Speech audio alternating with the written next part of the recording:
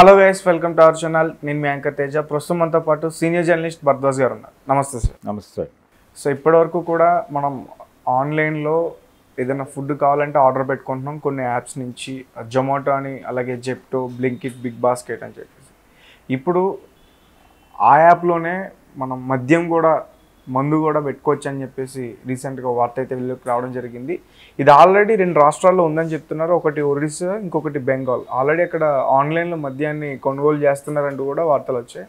So ఇప్పుడు చాలా రాష్ట్రాలకి అది అమలయ్యే అవకాశం ఉంటుంది అంటున్నారు. దాని గురించి అంటే తమిళనాడు, గోవా, కేరళ ఇలా కొన్ని రాష్ట్రాల పేర్లు ప్రకటించారు. ప్రకటించి ఆల్రెడీ పైలట్ ప్రాజెక్టు ఒరిస్సా, బెంగాల్లో నడుస్తోంది.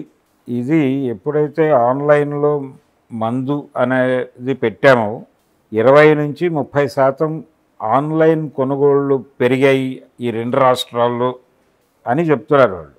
సో దీన్ని బట్టి దీన్ని ఆన్లైన్లో తీసుకొస్తే విపరీతమైన డిమాండ్ ఉండే ఛాన్స్ ఉంది. ఆన్లైన్ బిజినెస్ పెరుగుతుంది. దీని ద్వారా ఆన్లైన్ డెలివరీస్ పెరుగుతాయి. తద్వారా చాలామందికి ఉపాధి అవకాశాలు దొరుకుతాయి అనేది ఒక ఫ్యాక్ట్గా ఎస్టాబ్లిష్ చేయడానికి తగ్గ గ్రౌండ్ ఉంది వాళ్ళ దగ్గర. నిజానికి చాలా కాలంగా ఈ డిమాండ్ ఉంది. చాలా కాలంగా మద్యం ఆన్లైన్లో దొరికేస్తే బాగుంటుంది అంటే వేరే ఎక్కడికో వెళ్ళి తాగటం, అక్కడి నుంచి వచ్చేటప్పుడు అనుకోకుండా డ్రంక్ అండ్ డ్రైవుల్లో దొరకటం, కేసులు, చలానాలు, ఈ గొడవ కంటే కూడా కూర్చున్న చోటకే మందు తెప్పించుకుని తాగేసి అక్కడే పడుకుంటే ఏ వివాదాలు ఉండవు అనే అభిప్రాయంతో చాలా కాలంగా ఇది ఒక డిమాండ్గా రకరకాల వేదికల మీద వ్యక్తీకరణ జరిగింది. దీన్ని కరోనా టైంలో నిజానికి అప్పుడు చాలామంది ఇది బలమైన డిమాండ్గా చేశారు. ఎందుకంటే లాక్డౌన్ టైంలో టోటల్గా వైన్ షాప్స్ క్లోజ్ అయి ఉన్నాయి. ఈ క్లోజ్ అయిన సందర్భంలో చాలామంది అది దొరక్క ఇబ్బంది పడి బ్లాకుల్లో కొని, వైట్లలో కొని ఇలా రకరకాలుగా తిప్పలు పడ్డారు. ఈ ప్రాసెస్లోనే ఈ ఆన్లైన్ పెడితే బాగుంటుంది కదా, ఏదో అలా అన్నిటినీ తెప్పించుకున్నట్టుగానే వాటిని కూడా తెప్పించేసుకుంటామని చాలామంది మాట్లాడారు. అయితే దీనిలో ఉన్న ప్రాబ్లం ఏంటంటే మీరు షాప్కి వెళ్తే మీ ఆధార్ కార్డు చెక్ చేసి వయసు, ఇతర వివరాలు తెలుసుకుని అప్పుడు మందు అమ్మటం అనేది జరుగుతుంది. సీరియస్గా అది పాటించకపోయినా అక్కడ ఒక బోర్డు ఉంటుంది. 21 సంవత్సరాల లోపు వాళ్ళకే అనుమతి, మద్యం అమ్మబడదు అని ఒక బోర్డు అయితే ఉంటుంది. అది పాటిస్తారు అని నేను చెప్పట్లేదు. 5 ఏళ్ల పిల్లోడు, 6 ఏళ్ల పిల్లోడు వెళ్ళి కౌంటర్లోకి డబ్బులు ఇచ్చినప్పటికీ వాళ్ళు డెలివరీ చేయొచ్చు. కాకపోతే ఒక బోర్డు ఉంటుంది, ఎప్పుడైనా అబ్జెక్ట్ చేస్తారు. జనరల్గా సినిమా థియేటర్స్ కూడా దగ్గర కూడా ఇలాంటి నిబంధనలు ఉంటాయండి. ఏ సర్టిఫికెట్ థియేటర్స్లో ఏ సర్టిఫికెట్ సినిమాకి సంబంధించి కేవలం అడల్ట్స్ని మాత్రమే అలౌ చేయాలి, పిల్లల్ని అలౌ చేయకూడదు. కానీ పిల్లలు వెళ్ళిపోతూ ఉంటారు, టికెట్లు కొనేసుకుంటారు, వెళ్ళిపోతారు. అసలు వాళ్ళకి కూడా తెలియదు అది ఏ సర్టిఫికెట్ సినిమా అని. గతంలో ఏ సర్టిఫికెట్ వస్తే తమ సినిమాకి ఫ్యామిలీ ఆడియన్స్ రారేమో అని భయపడేవాళ్ళు ప్రొడ్యూసర్లు. ఏ సర్టిఫికెట్ ఇస్తున్నాం మీ సినిమా కంటే భయపడిపోయి అది లేకుండా ఉండడానికి ఏం చేయాలో చెప్పండి అయ్యా, అది చేస్తామనేవాళ్ళు. ఇప్పుడు ఆ పరిస్థితి లేదు. ఒక దశలో ఆపారు. 14 ఏళ్ల లోపు అంటే 18 ఏళ్ల లోపు పిల్లల్ని, 14 ఏళ్ల నుంచి 18 ఏళ్ల లోపు, పర్టికులర్గా టీనేజ్లోకి న్యూ కమ్మర్స్ని, టీనేజ్లో ఉన్నటువంటి వాళ్ళని పర్టికులర్గా ఫలానా సినిమాలు చూడకుండా నియంత్రించడం అవసరమని అప్పుడు భావించింది రాజ్యం. భావించడం వల్ల సీరియస్గా ఇంప్లిమెంట్ జరిగింది. ఇప్పుడు ఎవరు పట్టించుకోవట్లేదు. రెండవది యుఏ అని ఉంటుంది. అంటే పెద్దలతో కలిసి పిల్లలు వెళ్ళవచ్చు, పెద్దలు లేకుండా పిల్లలు వెళ్ళకూడదు. ఇదో సర్టిఫికెట్. ఈ సర్టిఫికెట్లు సీరియస్గా పట్టించుకుంటారా లేదా అనేది మనకు తెలుసు ప్రాక్టికల్గా.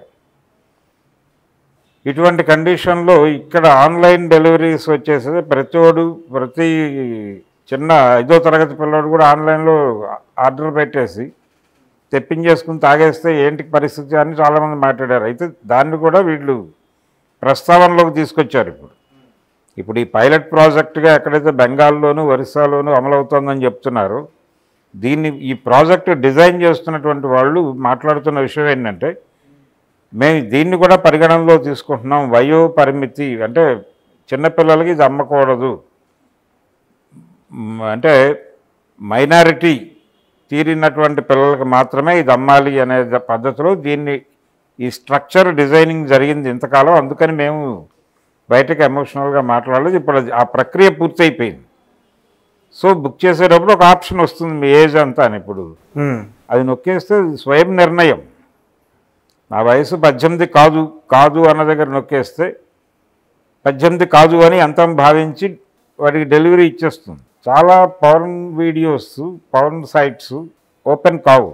ఓపెన్ కాకుండా ఒక కాషన్ నోటీస్ వస్తుంది, మీ ఏజ్ 18 లోపు అయితే చెప్పండి, ఇది ఓపెన్ కాదు మీకు ఎప్పటికీ, దాటితే చెప్పండి అప్పుడు చూద్దాం అన్న పద్ధతిలో ముందు ఒక నోటీస్ వస్తుంది, స్క్రీన్ మీద అపీర్ అవుతుంది. వీడు 18 కాదు అని కొట్టేస్తే వెంటనే సైట్ ఓపెన్ అవుతుంది, వీడు అందులోకి వెళ్ళిపోతాడు.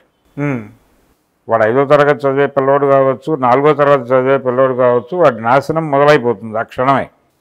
దానికి పెద్ద ఇబ్బంది ఏం పడరాళ్ళు. అంటే మీకేం చెక్కింగ్ ఉండదు, మీ ఆధార్ కార్డు సబ్మిట్ చేయండి అని అడగదు అక్కడ. మీ ఆధార్ కార్డు లేకపోతే ఏజ్ ప్రూఫ్ ఒకటి సబ్మిట్ చేయండి, దాన్ని అప్లోడ్ చేసిన తర్వాతే మీకు యాక్సెస్ ఇస్తామని చెప్పరు. మీ స్వయం నిర్ణయం, మీకు 18 ఏళ్ళు దాటినాయా లేదా చెప్పండి అంటే దాటినాయా అంటాడు వీడు. వీడు 10 ఏళ్ళలోడు కూడా ఆ దాటినాయని చెప్తే వాడికి సైట్ ఓపెన్ అయిపోయి దర్శనం మొదలైపోతుంది. ఇది ప్రమాదకరం. అలాంటిదే ఇక్కడ కూడా డిజైన్ చేస్తారు. చేసి నీ ఏజ్ 18 దాటిందా అని అడుగుతారు, వీళ్ళు నొక్కేస్తారు. దానికి ప్రూఫ్ ఏమిటి అని అడగడు. ప్రూఫ్ ఏమిటి అని అడిగితే నిజానికి ఆధార్ కార్డు మరొకటి, ఒక 10th క్లాస్ సర్టిఫికెట్ వీడు అప్లోడ్ చేయాల్సి వస్తుంది. అప్లోడ్ చేసిన తర్వాత దాని మీద నిర్ణయం తీసుకోవాలి. దానికి మళ్ళీ యంత్రం సరిపోతుందా, దీనిలో ఏ మేరకైనా మానవ శ్రమని ఇన్వాల్వ్ చేయాల్సి వస్తుందా, దానికి సంబంధించిన రిక్రూట్మెంట్లు ఏంటి, ఇలా 100 విషయాలు ఉంటాయి గవర్నమెంట్ బుర్రలో.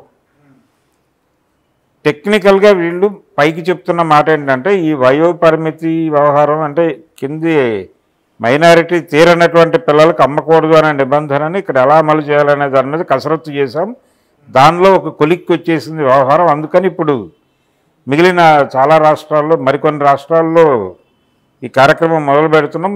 క్రమంగా దేశవ్యాప్తంగా అమలు జరిగిపోతుంది. ఆన్లైన్లో మందు అనేది దేశవ్యాప్తంగా విస్తృతంగా అమలైపోతుంది. ఏదైనా డెలివరీ దొరుకుతున్నప్పుడు మందు ఎందుకు ఆపాలి అని ఒక ఆర్గ్యుమెంట్తో వాళ్ళు ముందుకు వస్తున్నారు. సో ఏం జరుగుతుంది అనేది పక్కన పెడితే గవర్నమెంట్ కావచ్చు, కంపెనీలు కావచ్చు, ఇవన్నీ టోటల్గా మనం వ్యవస్థే మార్కెట్ ఎకానమీలో ఉంది. మార్కెట్ సంతృప్తి పడుతుందంటే ఏ నిర్ణయం తీసుకోవడానికైనా ఏ ప్రభుత్వాలైనా సిద్ధంగా ఉన్నాయి. అందులో భాగంగానే దీనిలో మార్కెట్ నుంచి మంచి రెస్పాన్స్ ఉంది. 30% సేల్స్ పెరిగినాయి అని చెప్తున్నారు వాళ్ళు. ఏది ఆన్లైన్ డెలివరీ కంపెనీస్ దాన్ని అప్రిషియేట్ చేస్తుంది గవర్నమెంట్. ఓకే బాగుంది కదా, దీన్ని ఇంతకంటే మనకు ఆధారం ఏం కావాలి పెట్టేయండి అంటారు. వెంటనే స్టార్ట్ అయిపోతుంది యాక్టివిటీ, డెలివరీలు మొదలైపోతాయి. ఆ తర్వాత ఏ మేరకు లబ్ధి పొందుతారు దీని ద్వారా అనేది మనకి ఒక 4-5-6 నెలల ప్రయాణం తర్వాత కానీ అర్థం కాదు. అయితే డెఫినెట్గా ప్రయోజనం ఉంటుంది, లాభాలు ఉన్నాయి. ఆల్రెడీ 20-30% మాకు ప్రాఫిట్స్ వచ్చినాయి అని వాళ్ళు చెప్తున్నారు కదా. ఆన్లైన్ సేవల తాలూకా కంపెనీలు చాలా ఉన్నాయి. దానిలో జప్టో ఉంది, లేకపోతే ఇంకొకటి ఉంది. మనకు పాత రోజుల నాటి ఫ్లిప్కార్ట్ ఇవన్నీ ఎంటర్ అయిపోతాయి కదా, మళ్ళీ ప్లేలోకి ఎంటర్ అయిపోయి మా దగ్గర పైగా ఆఫర్స్ వస్తాయి. ఇందులో మందుబాబులను ఉత్సాహపరుస్తున్న విషయం ఏంటంటే ఆన్లైన్ సేల్స్లో ఆఫర్లు ఎక్కువ ఉంటాయి. ఆఫ్లైన్ సేల్స్లో వాడు అడిగిన డబ్బులు చెల్లించి రావడమే. ఆన్లైన్లో ఆఫర్స్ ఇస్తారు. దీనికి 2 సీసాలు కొంటే మీకు ఇంకేదో ఫ్రీ అంటాడు. లేదు ఇలాంటివి 5 బాటిల్స్ కొంటే కనుక మీకు ఏదో కూపన్ వస్తుంది అంటాడు. వీటికి అట్రాక్ట్ అయ్యి కొనేసేవాళ్ళు కూడా ఉంటారు. అట్లా రకరకాలుగా ఇది పరిణామం చెంది ఎటో వెళ్ళిపోవచ్చు. ఇది ఇలా వెళుతుందనే ప్రమాదాన్ని ఊహించి దీని మీద కొంచెం కట్టడి చేశారు. ఇప్పుడు ఆ కట్టడి లేచిపోతుంది కాబట్టి ఆన్లైన్ సర్వీసెస్ వచ్చేస్తాయి. మందులు వచ్చి వాళ్ళు సర్వ్ చేసినా చేయొచ్చు, మరికొంత చెల్లిస్తాయి. అక్కడే కూర్చుని ఎవరైతే డెలివరీ బాయ్ ఉన్నాడో అతనికే ఒక చెల్లింపు చేస్తాయి. ఇన్ని గంటలు మీరు వినియోగించుకోవచ్చు, అతనికి ఇంత పేమెంట్ ఇస్తే సరిపోతుంది మీరు అంటే ఈ డెలివరీ బాయ్ అక్కడ కూర్చుని వాళ్ళకి సర్వ్ చేసి వాళ్ళు తాగి పడుకున్న తర్వాత లేచి వస్తాడు. ఆ లెవెల్ సర్వీసెస్ కూడా జరిగే అవకాశం ఉంది. ప్రధానంగా ప్రస్తుతం ప్రపంచం బతుకుతోంది సర్వీస్ సెక్టార్ మీద, ఉత్పత్తి రంగం కాదు. ఇది సర్వీస్ సెక్టార్ మీద ఎక్కువ డబ్బులు సంపాదిస్తోంది భారతదేశంలో. అందుకని ఆ సర్వీస్కి కూడా ఛాన్స్ ఉంది అక్కడ. ఏది జరిగినప్పటికీ ఇది ఒక రకంగా ప్రయోజనం కాదు అనే ఆర్గ్యుమెంట్ని బుల్డోజ్ చేసి దీన్ని పట్టుకొచ్చేస్తారు. No issues, no problem. Okay sir, thank you so much. Thank you.